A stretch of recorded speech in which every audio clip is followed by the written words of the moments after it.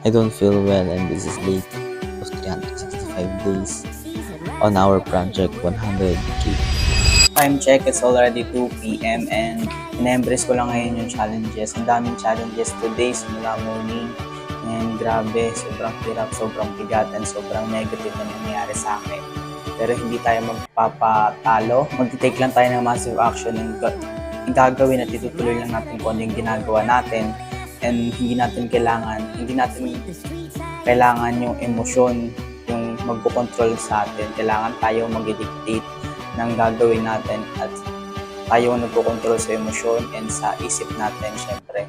Kaya right now, tapos ko na lahat ng mga kailangan kong gawin, working out, meditation, and stretch, and syempre reading books, and nagawa natin yung business natin for a whole 2 hours, no distraction ulit.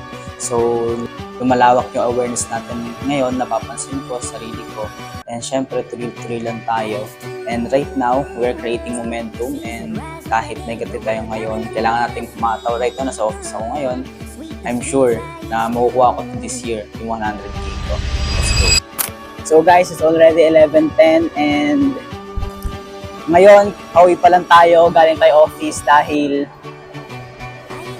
to clear our mind and para maging okay yung state natin, no?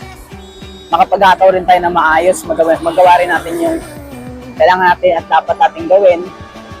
And right now, embracing all the struggles and just be grateful for what's happening right now. Ngayon, marami akong nare-realize na kailangan mas maging grateful ako kung anong meron ako kasi dati, hinihiling ko lang kay universe, kay God, na bigyan kung anong meron ako right now.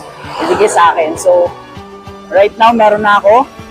Kailangan ko lang maging grateful sa kung meron ako right now para mas makuha ko pa yung mas deserve ko. So, I'm sure na maraming blessings ang paparating. And right now, I'm receiving it. So, yun na naman guys. And see you on the top. Let's go.